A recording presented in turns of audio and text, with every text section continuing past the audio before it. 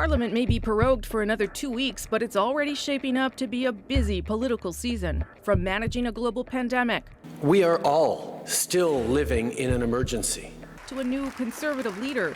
We will show all Canadians that we are a government in waiting. This minority government will soon be put to the test with a speech from the throne and a confidence vote, all while the Prime Minister still faces his own ethics investigation.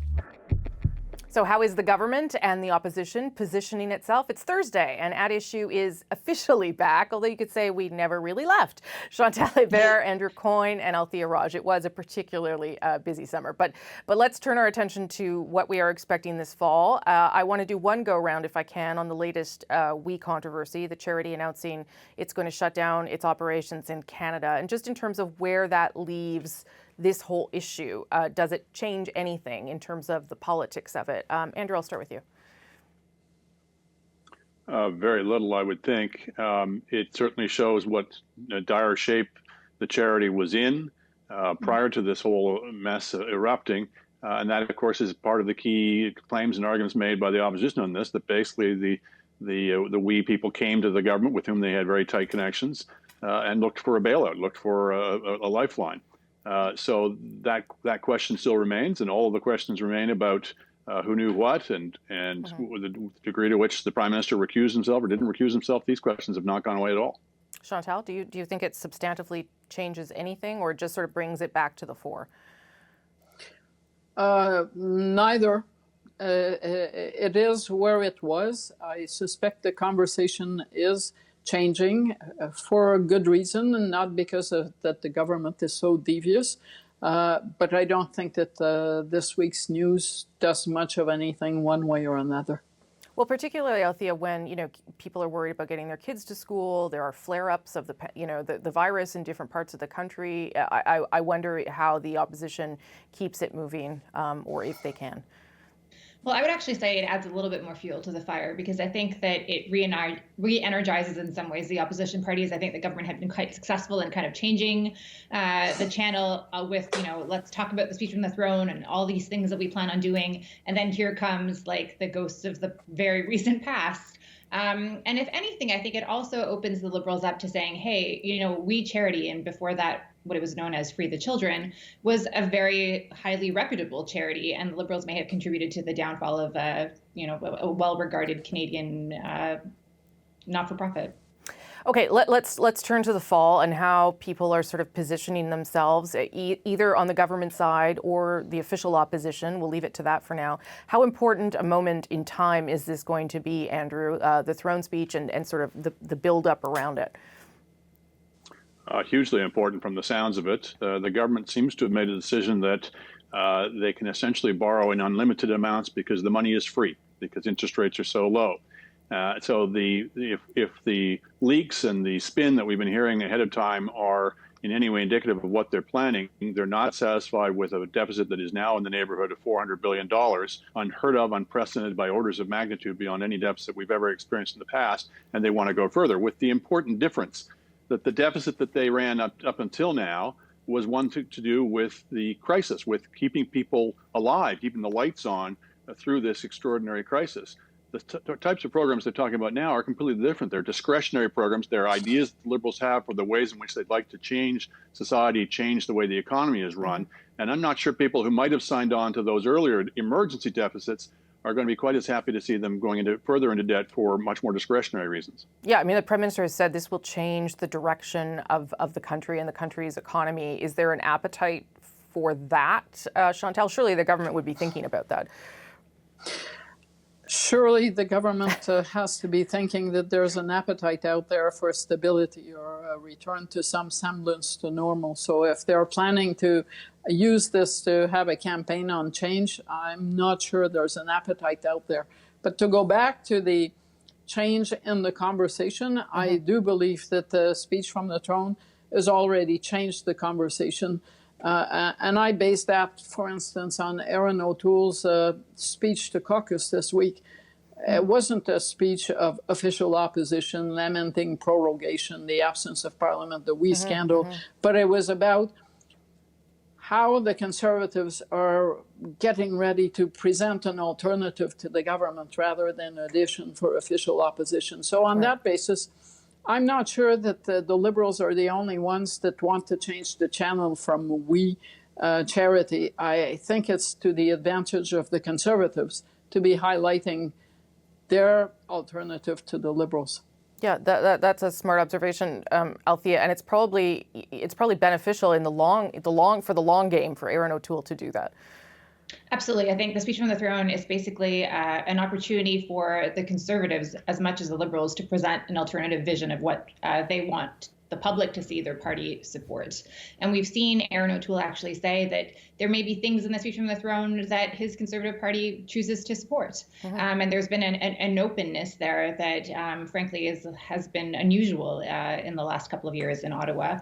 So if the speech from the throne lives up to what the government has billed it to be, then it will be a fundamental rethink of the way Ottawa is engaged in society. And that is an opportunity for the Conservatives, because we see in public opinion polls, Nano's had a poll this week in Bloomberg, basically saying that Canadians are split. In fact, most Canadians are not in favor of larger deficits and bigger spending. And so here is a golden opportunity for the Conservatives to present a very distinct vision for their party. Although it's happening, Andrew, at a time when Erin O'Toole is also saying, well, I'll worry about the deficit, or I'll deal with it in 10 years, which is also sort of a strange thing to hear from a Conservative, and something that fiscal Conservatives may be uncomfortable with. Yeah, I mean, I'd like to see a faster timetable than that, but he's been dealt a very difficult hand. We've got deficits now that are heading towards 20% of GDP. Even if a substantial chunk of that is taken out next year, one hopes, because of the emergency programs coming to an end, you still have deficits of unheard of size, and those cannot be responsibly done in 2 or 3 years. It is going to take longer than anyone would prefer, perhaps, from a fiscally conservative standpoint. So I don't fault him for that. I think there's an enormous opportunity, as Chantal and Althea said. Basically, the center ground has been opened up with the Liberals moving so far left. That's why I'm a little disturbed to see him mouthing rhetoric about Canada first and self-sufficiency and being protectionist in various ways. I guess going after an NDP voter, I think that's going to muddy his pitch considerably and confuse voters who want to know what a Conservative Party stands for. Last word, I think, probably to you, Chantal.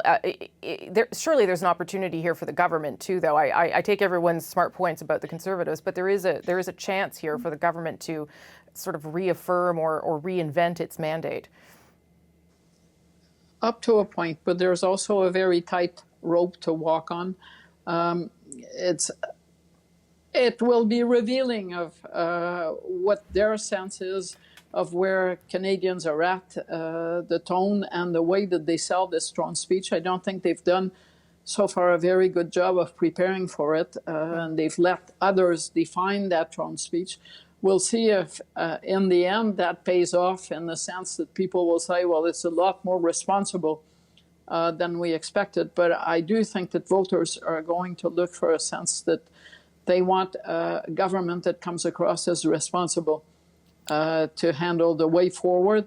And on that basis, the we charity scandal has already done its damage.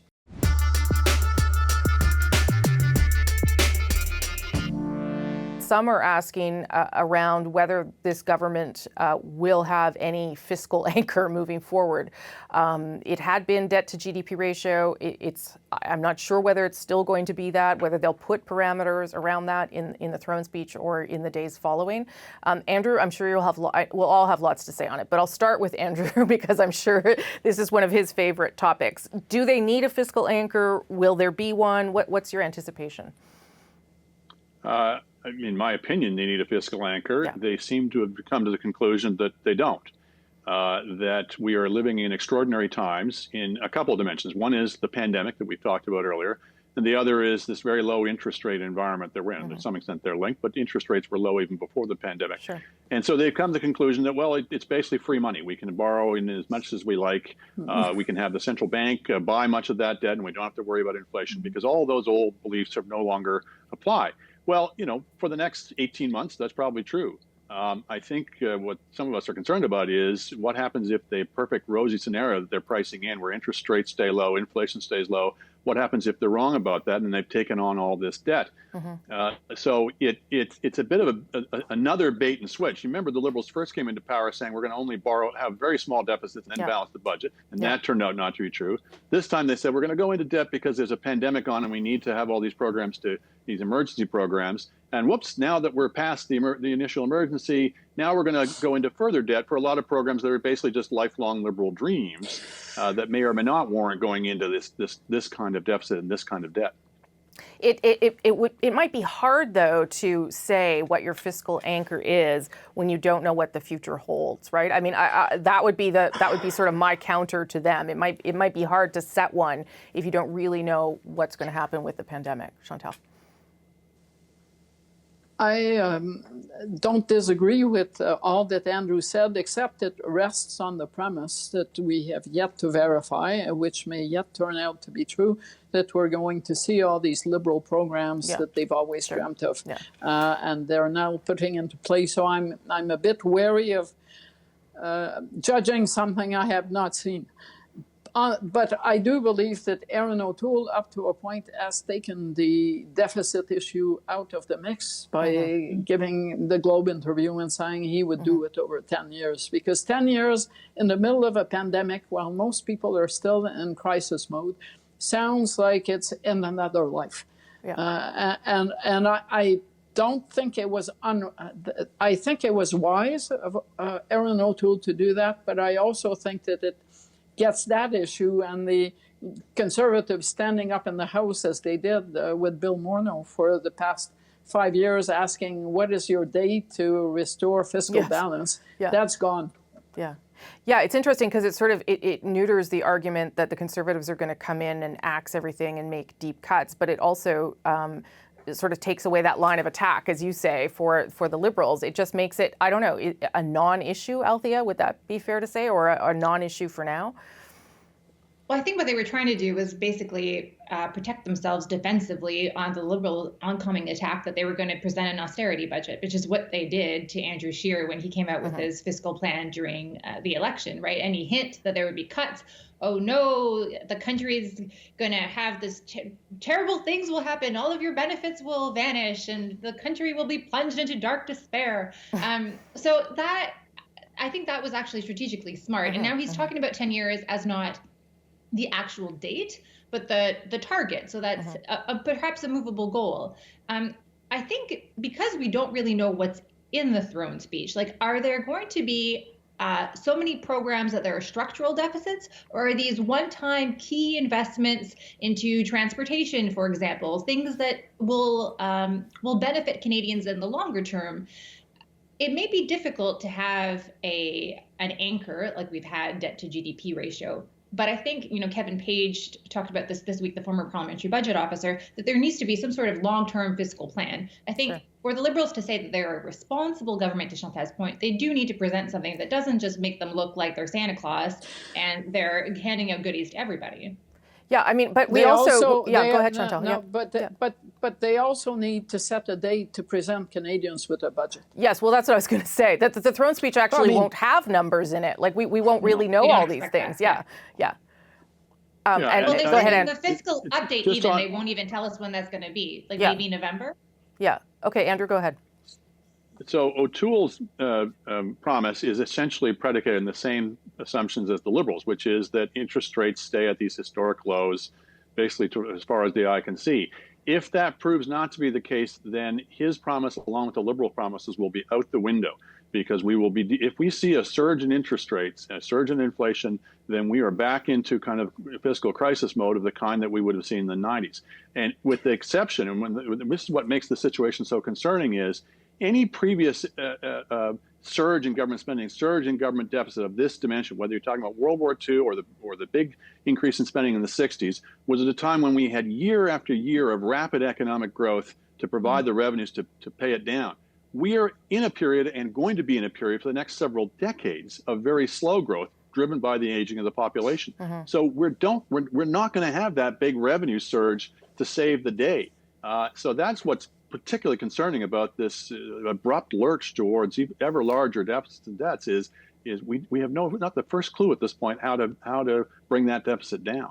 So just to sum up, though, we would need to see in the throne speech some indication, as Althea hinted at earlier, that there is some sort of program that they have their eyes on that could create a structural deficit. That may not happen. Go ahead, Chantal. We won't know that. But what we do know is that for all of the valid points that Andrew is making, we are not going to have someone fighting for those points in the next election. And that's on Arsenault too, and that is probably what he needs to do. Well, that's why we have Andrew. Okay. I'm going to wrap it up there. Thank you all. Appreciate it. And I'll see you next week. Thank you.